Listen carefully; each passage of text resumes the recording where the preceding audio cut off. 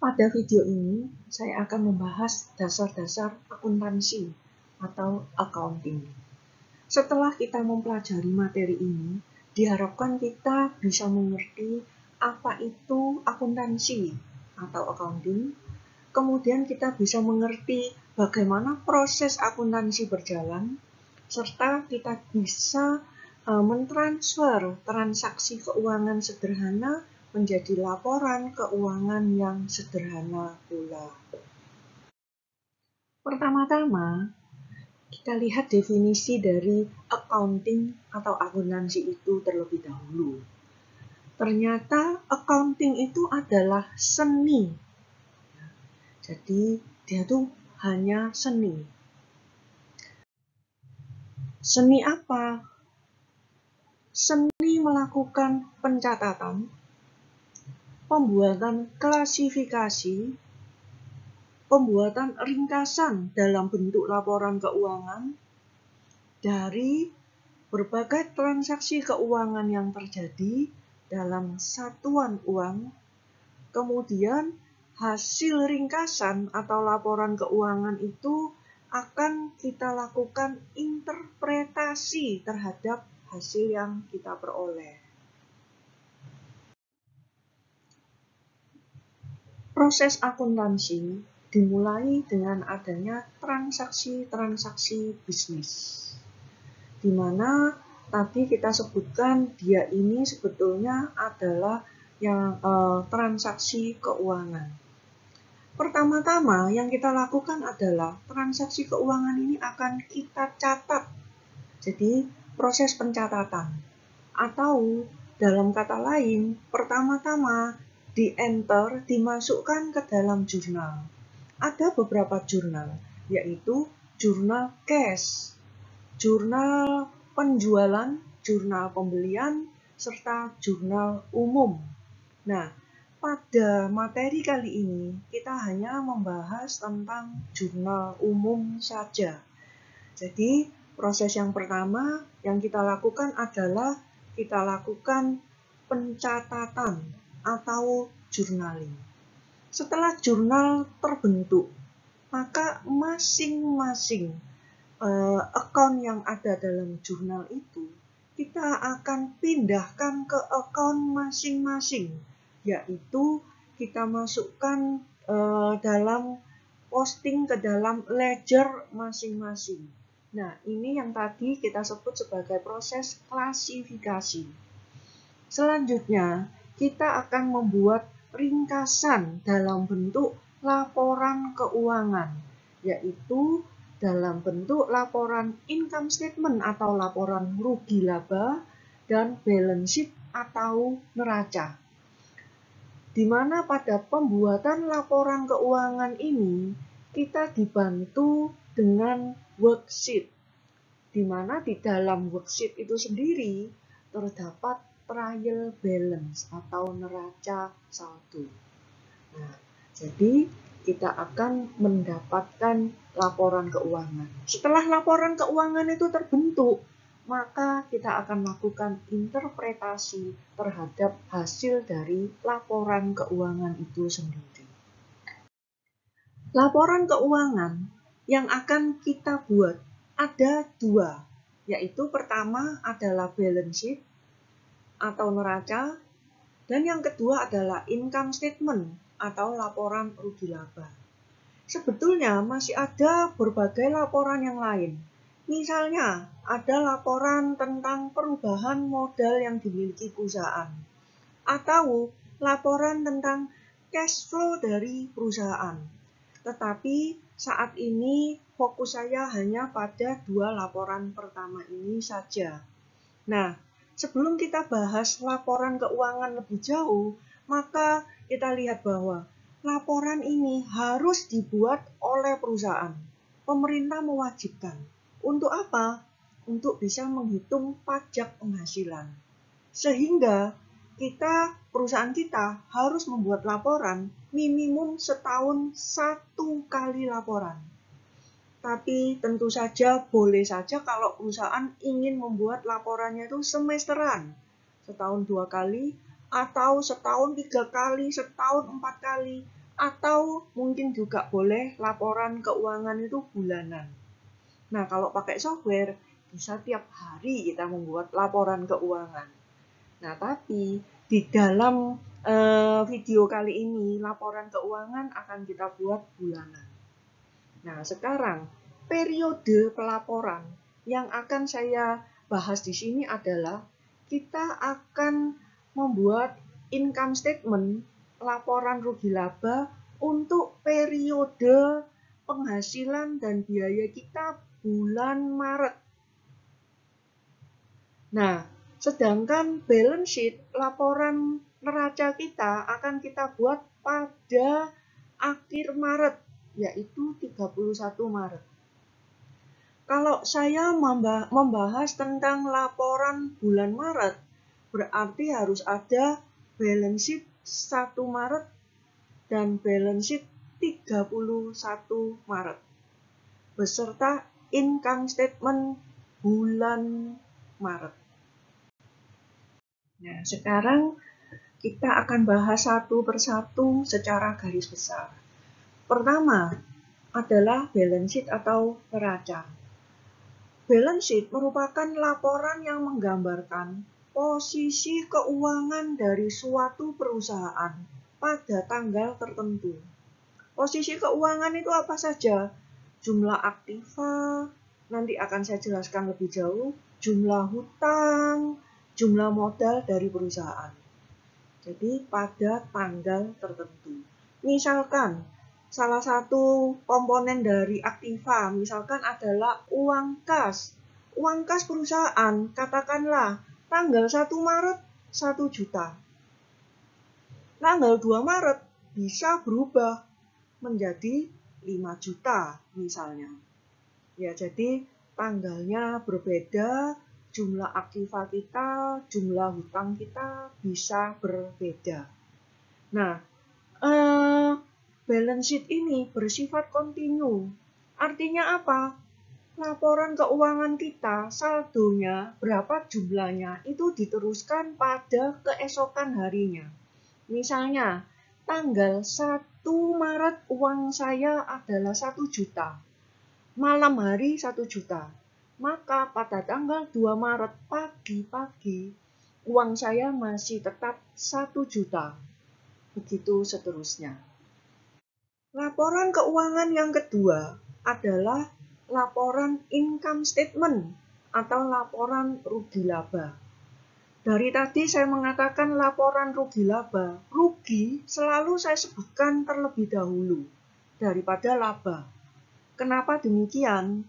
Karena ada prinsip dari akuntansi Indonesia yang mengatakan bahwa perusahaan itu harus hati-hati. Hati-hati terhadap kerugian yang bisa terjadi, baru kita bisa memperoleh laba. Ya. Nah, income statement adalah laporan yang memperlihatkan hasil usaha perusahaan selama periode tertentu. Hasil usahanya itu apa saja? Semua pendapatan dari penjualan, dan pendapatan-pendapatan yang lain, dan biaya. Biaya itu bermacam-macam. Biaya sewa, biaya harga pokok penjualan, dan biaya lain-lain.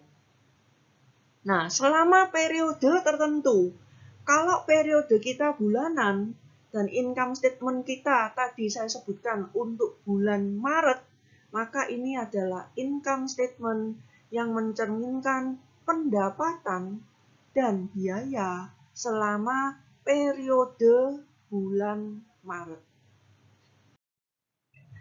Sekarang saya fokus lebih jauh pada salah satu laporan keuangan, yaitu neraca atau balance sheet. Neraca terbagi menjadi dua bagian besar, yaitu satu adalah aktiva, dalam bahasa Indonesianya aktiva, sisi yang kiri, dan sisi yang kanan adalah pasiva. Nah, kalau dalam bahasa Inggris, sisi kiri ini adalah aset, sisi kanan adalah liabilities dan owner's equity.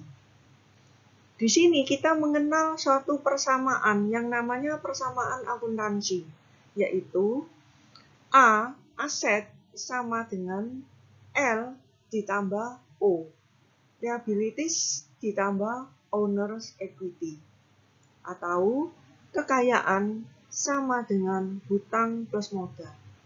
Jadi, jumlah aset kita, jumlah kekayaan kita akan sama dengan jumlah hutang ditambah jumlah modal kita. Nah, saya jelaskan terlebih dahulu bahwa sisi kiri isinya adalah semua kekayaan perusahaan. Kekayaan perusahaan itu dibiayai dengan apa? Dibiayai dengan modal sendiri. Kalau nggak cukup, terpaksa perusahaan harus hutang. Nah, jadi sisi kiri adalah kekayaan perusahaan dibiayai dengan modal, dan kalau nggak cukup, terpaksa dengan hutang.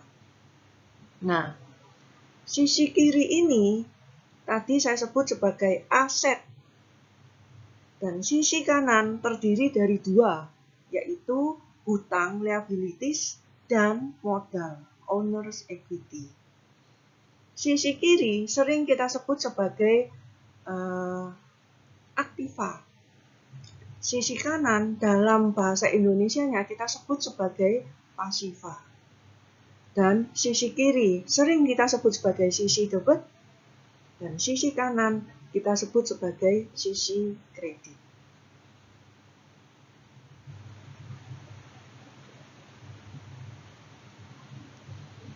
Selanjutnya kita akan menggunakan istilah dalam bahasa Inggris, yaitu assets dan liabilities and owner's equity. Nah, sekarang kita lihat kekayaan perusahaan itu isinya apa saja sih? Aset atau kekayaan perusahaan isinya adalah pertama, uang tunai perusahaan, baik uang yang ada di rumah, di perusahaan, ataupun yang ada di bank. Lalu ada piutang.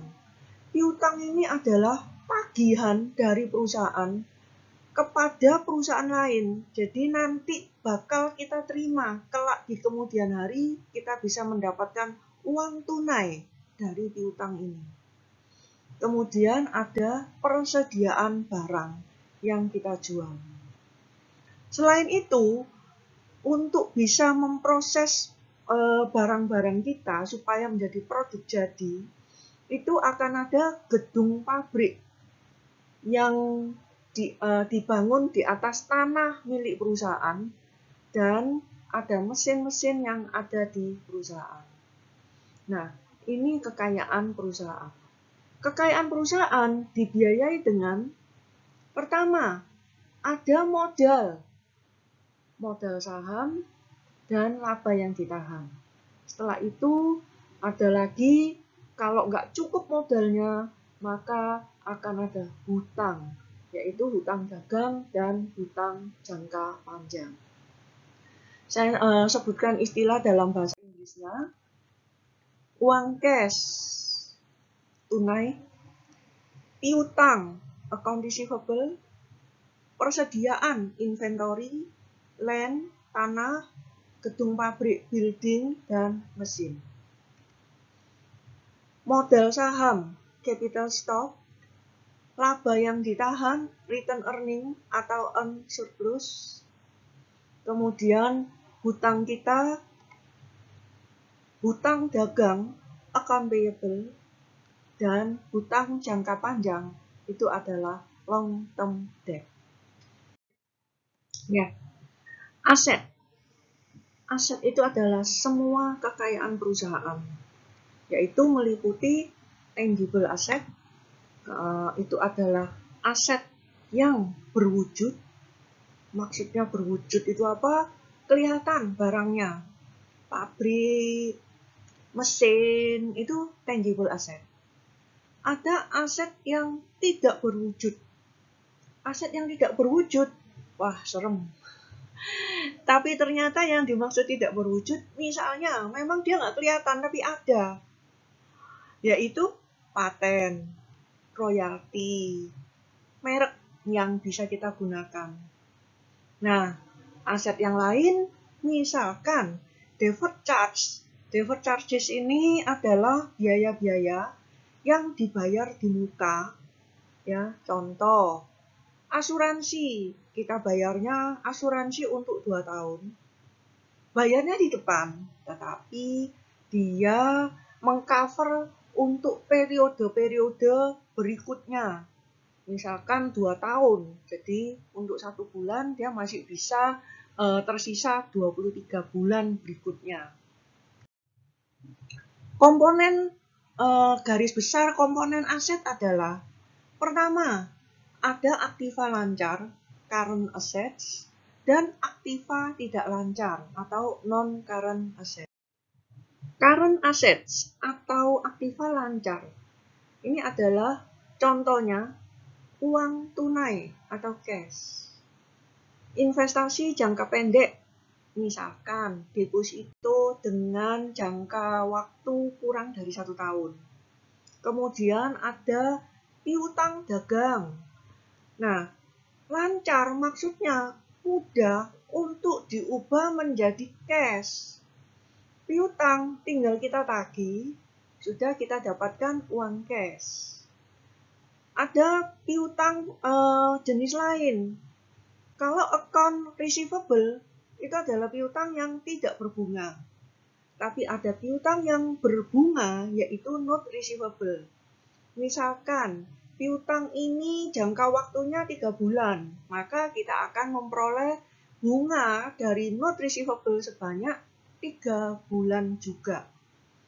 Persediaan atau inventory ini adalah termasuk aktiva lancar karena dia mudah untuk diubah menjadi uang cash, dia tinggal dijual, kemudian dia sudah berubah menjadi uang cash.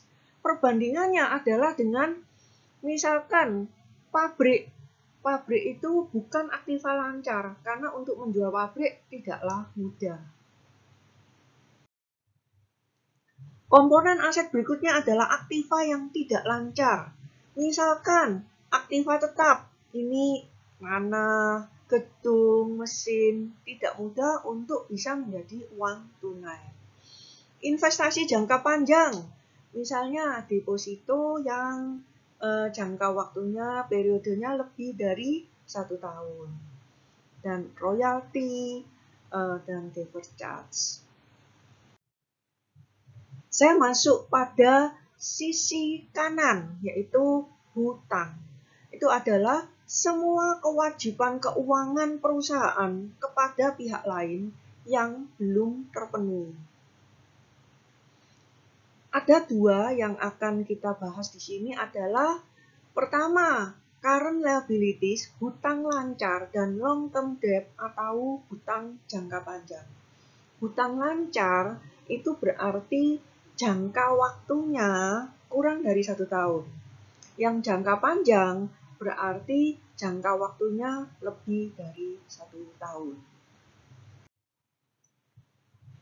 Jadi ada beberapa, contohnya adalah hutang dagang, hutang wesel, hutang pajak, dan biaya yang masih harus dibayar, accrued expenses, dan hutang jangka panjang yang segera jatuh tempo, kurang dari setahun. Sedangkan hutang jangka panjang sendiri terdiri dari misalkan hutang obligasi. Ini hutang yang timbul karena perusahaan menerbitkan obligasi dan menjualnya ke publik sehingga dia mendapatkan uang cash sebagai modal tambahan. Hutang jangka panjang berarti jangka waktunya lebih dari 1 tahun. Hutang hipotek adalah hutang yang diperoleh dengan kita menjaminkan harta atau kekayaan kita bentuk yang lain. Contoh balance sheet atau neraca. Kita lihat bahwa ada nama perusahaan, ada kata balance sheet, ada tanggal neraca itu. Misalkan 31 Januari tahun 2000 sekian. Nah, di sini di dalam neraca kekayaan perusahaan ada uang cash, ada account receivable piutang, ada merchandise inventory, ada peralatan equipment, ada mobil atau truk. Kemudian dari sisi hutang ada modal yang terdiri dari saham biasa, dan ini surplus, maksudnya earn surplus atau return earning di sini. Nah, terlihat bahwa total dari aset sama dengan total dari liabilities dan net worth itu sendiri.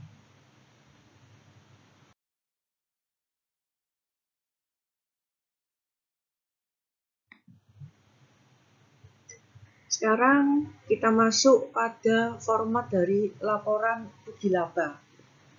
Pertama yang muncul adalah net sales, penjualan bersih. Net sales dikurangi dengan harga pokok penjualan, cost of goods sold, dia akan menjadi laba kotor atau gross profit. Kalau dia kita kurangi dengan operating expenses, biaya-biaya operasi, maka dia akan menjadi EBIT, earning before interest and taxes. Kita kurangi dengan interest itu adalah bunga, biaya bunga, maka dia akan kehilangan I-nya, dia tinggal menjadi EBT, earning before taxes. Kita kurangi dengan tax, pajak, taxes, maka dia menjadi net income after tax. Contoh dari income statement. Ini adalah income statement untuk satu periode 1 Januari sampai 31 Januari. Kita lihat ada penjualan bersih, sales, dikurangi COGS, cost of goods sold, dia menjadi gross profit. Dikurangi dengan berbagai biaya, operating expenses, dia akan menjadi EBIT, earning before interest and taxes. Ada beberapa istilah yang ingin saya bahas. Pertama, journaling. Pada saat kita membuat jurnal, maka kita menggunakan konsep yang berlaku secara internasional. Konsep itu adalah double entry bookkeeping. Setiap transaksi keuangan akan kita bukukan minimal pada 2 buah account atau ledger, satu di sisi debit, satu di sisi kredit dalam jumlah yang sama. Nanti kita akan lihat contohnya. Kemudian ledger. Ada istilah account, berarti rekening. Jadi tiap poin yang ada di dalam neraca itu kita sebut satu account. Misalkan ada account cash, account piutang, dan seterusnya. Nah, ada istilah posting, itu adalah proses memasukkan transaksi keuangan ke dalam ledger masing-masing. Ledger sendiri adalah buku besar, jadi kita sebut juga dengan account dalam bentuk T account. T account ini paling sederhana, atau ledger T. Nah, sebagai contoh, setiap account yang ada di dalam neraca maupun rugi laba itu punya satu T account sendiri. Contoh, misalkan kita memiliki account cash, dibagi 2. Ada tanggal dan seterusnya. Nah, ini adalah sisi debit dan di sini adalah sisi kredit. beberapa contoh. Jadi kita sampai pada contoh. Saya akan memberikan 4 buah contoh soal. Pertama, perusahaan menerima pelunasan piutang 1.000. Yang kedua, perusahaan membayar hutang 2.500. Perusahaan melakukan pembayaran sebesar 4.130 untuk biaya telepon, biaya iklan, dan perusahaan memperoleh uang dari sewa. Jadi memperoleh pendapatan. Kita akan bahas satu persatu.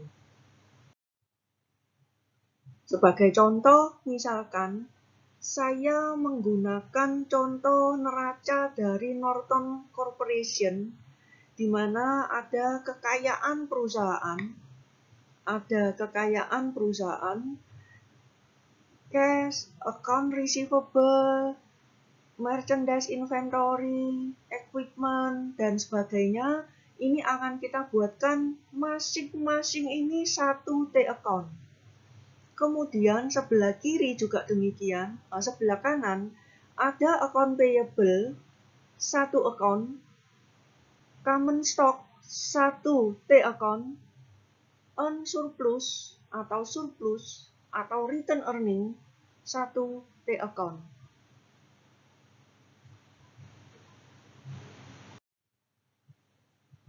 Nah, contohnya adalah sebagai berikut. Misalkan, ini ada cash, account receivable, merchandise inventory. Jadi cash, kemudian ada account receivable, saya singkat dengan AR.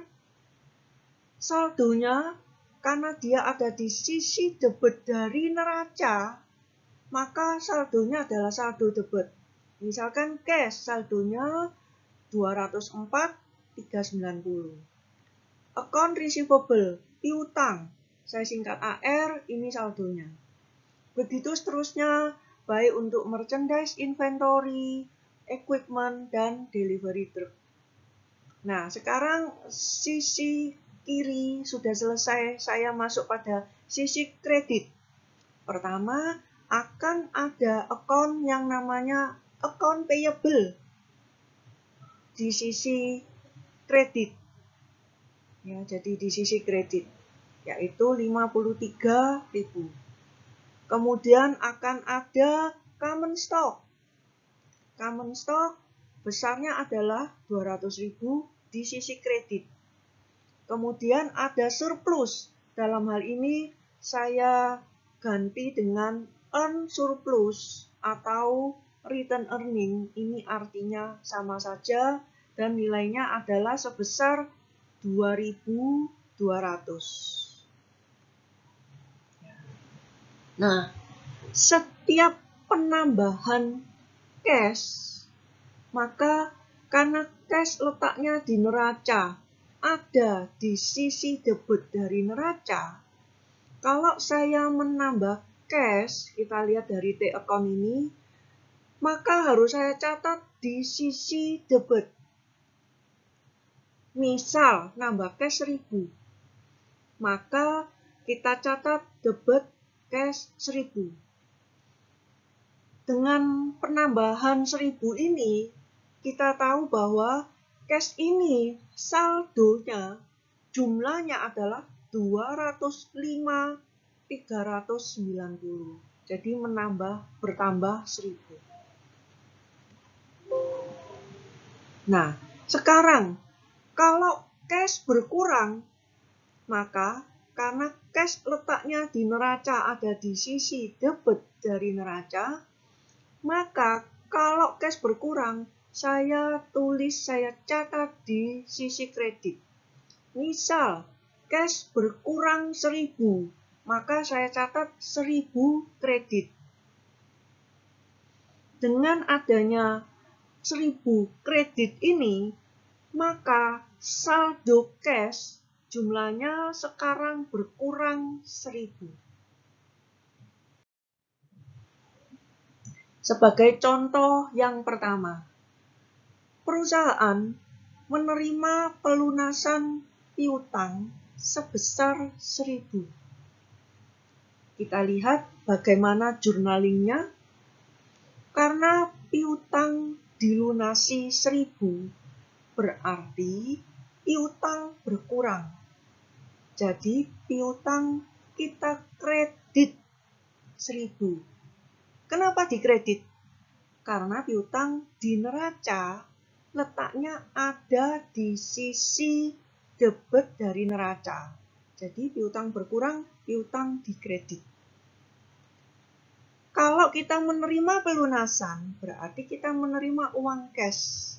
Dengan demikian, uang cash kita bertambah 1.000. Jadi pencatatannya adalah cash debit 1.000. Cash debit 1.000, account receivable kredit 1.000. Saya lanjutkan dengan T account-nya, postingnya. Postingnya gimana? Cash debit 1.000. Maka ini posting kita, debit 1.000. Ya, bertambah 1.000. Ini untuk transaksi nomor 1.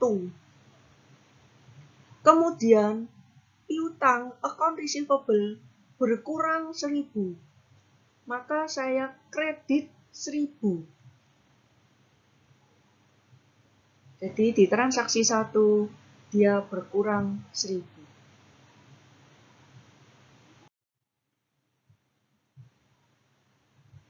Transaksi yang kedua, perusahaan membayar hutang sebesar 2.500. Kalau dia membayar hutang 2.500, maka hutang yang asalnya di neraca, dia berada di sisi kredit dari neraca, maka kalau begitu, karena hutang berkurang, maka hutang di debit 2.500.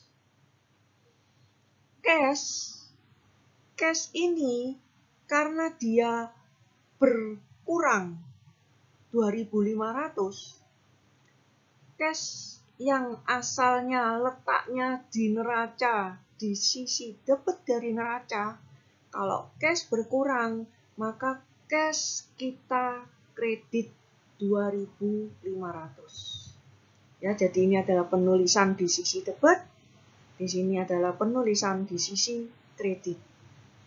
Bagaimana dengan T account-nya? Kita lihat. Saya tunjukkan di sini. Karena hutang letaknya di sisi kredit dari neraca, hutang berkurang, maka hutang di debit. Kemudian karena uang cash kita berkurang, sedangkan cash letaknya di neraca di sisi debit dari neraca, maka kalau cash berkurang, maka cash akan kita kredit. Ya. Ini adalah contoh transaksi yang kedua. Transaksi yang ketiga sedikit berbeda dengan transaksi-transaksi sebelumnya.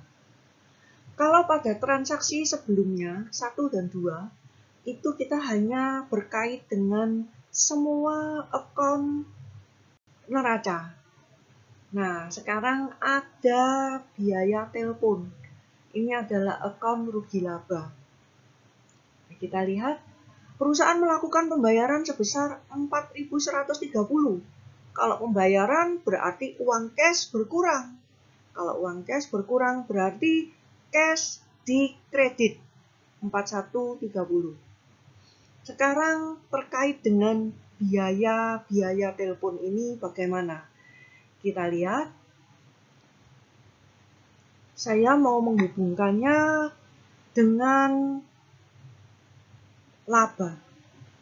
Jadi, kalau kita mendapatkan transaksi pendapatan dan biaya, maka kita akan kaitkan dengan laba yang ditahan atau unsurplus atau return earning ini. Jadi kita lihat ini. laporan rugi laba dulu.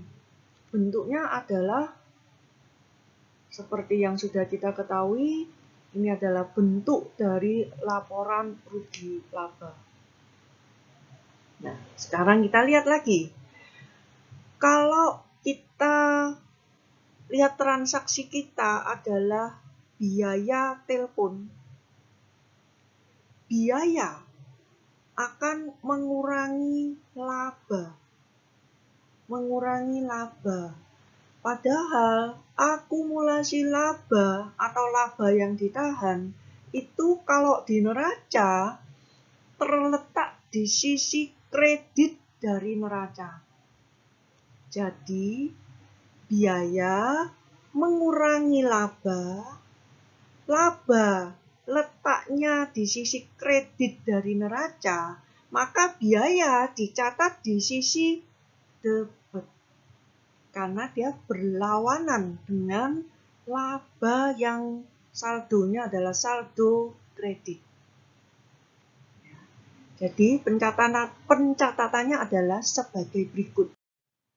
Kita lihat cash berkurang, kredit. Biaya telepon expenses, advertising expenses, biaya iklan. Kita catat di sisi debit. Kenapa? Karena dia mengurangi laba, sedangkan laba yang ditahan, akumulasi laba itu letaknya di neraca adalah di sisi kredit. Jadi seperti itu.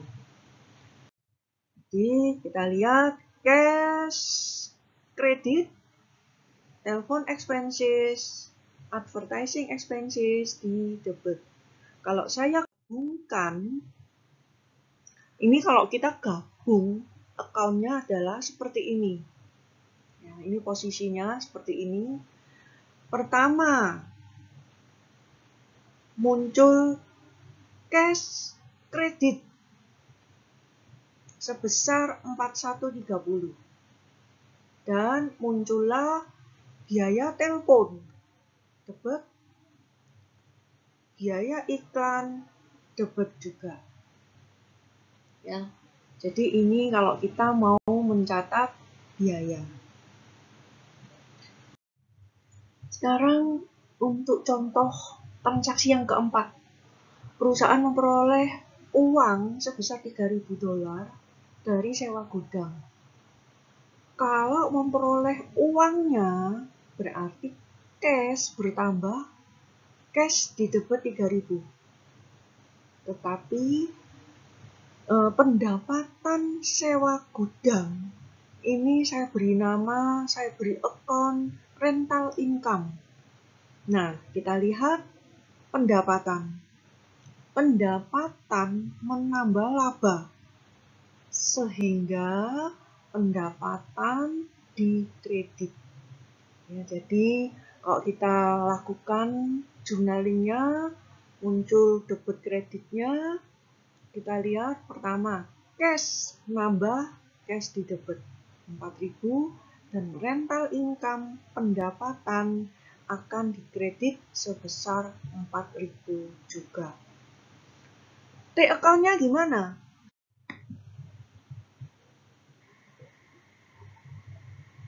Nah, sekarang untuk transaksi keempat.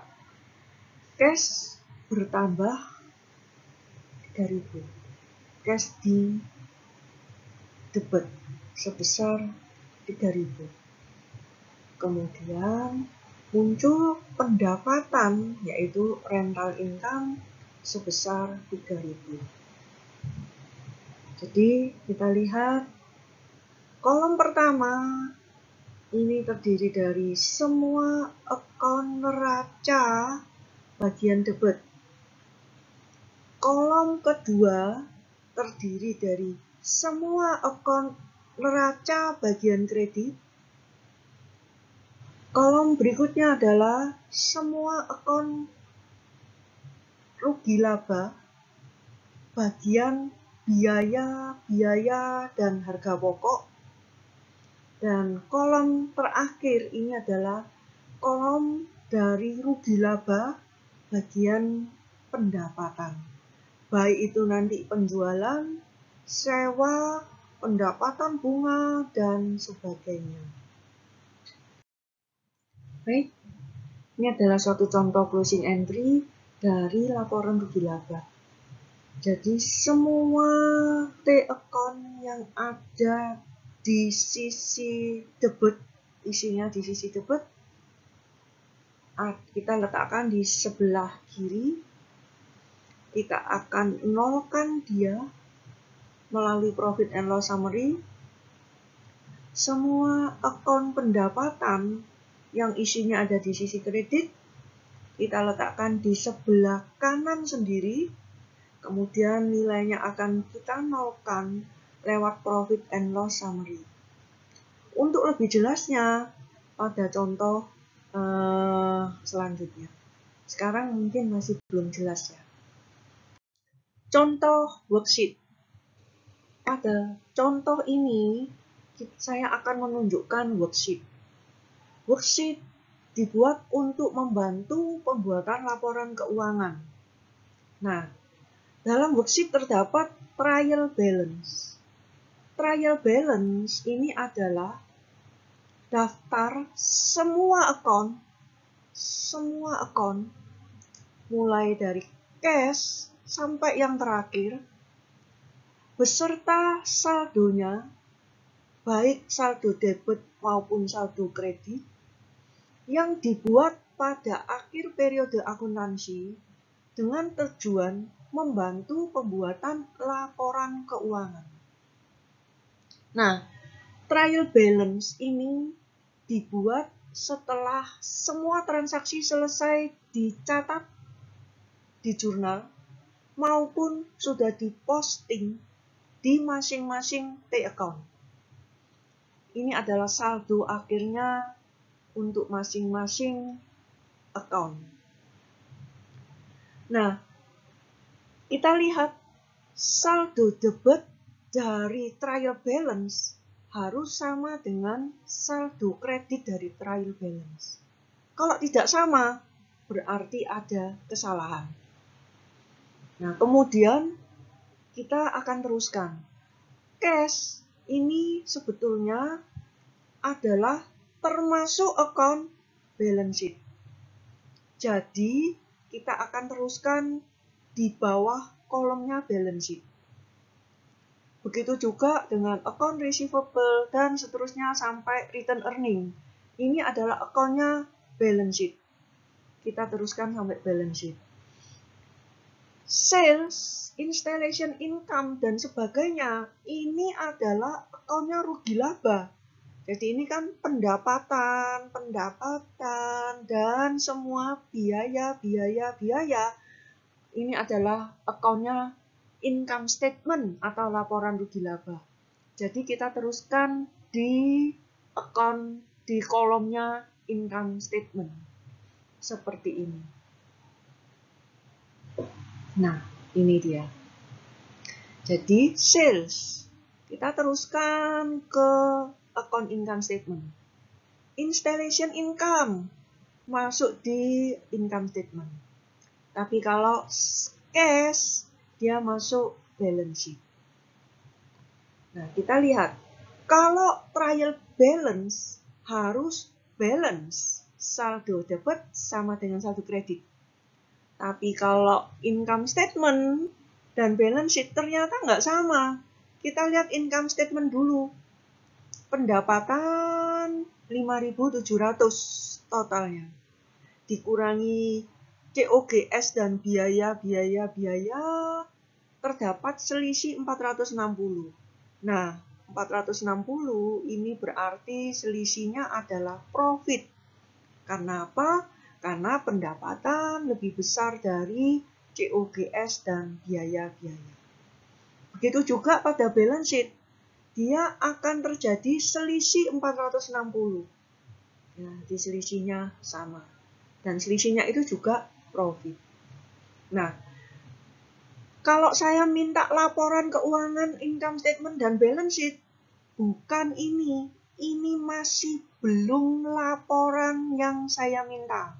Bukan laporannya. Ini hanya worksheet saja. Laporannya bentuknya bagaimana? Ya, laporan tersendiri lagi.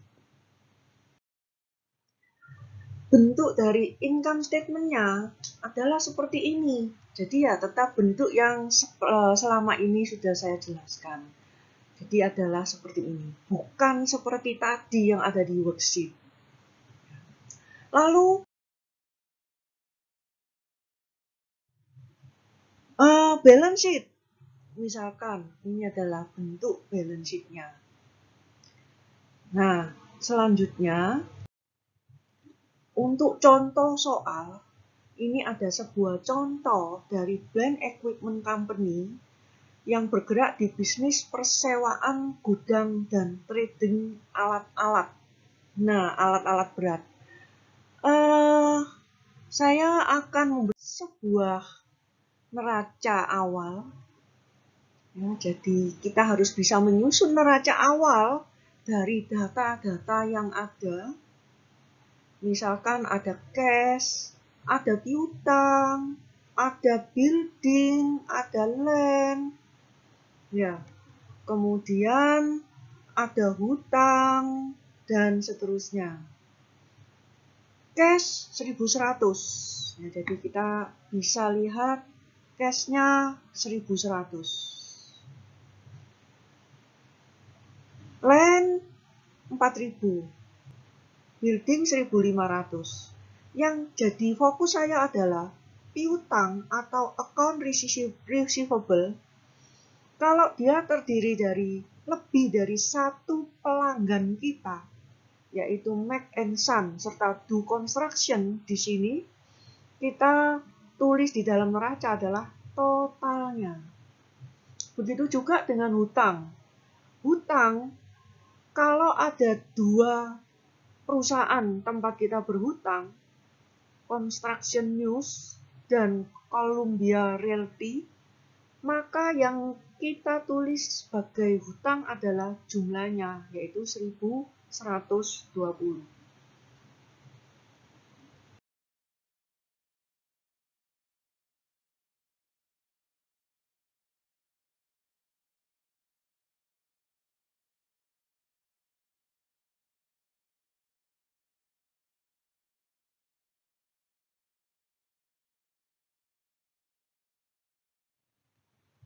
Nah,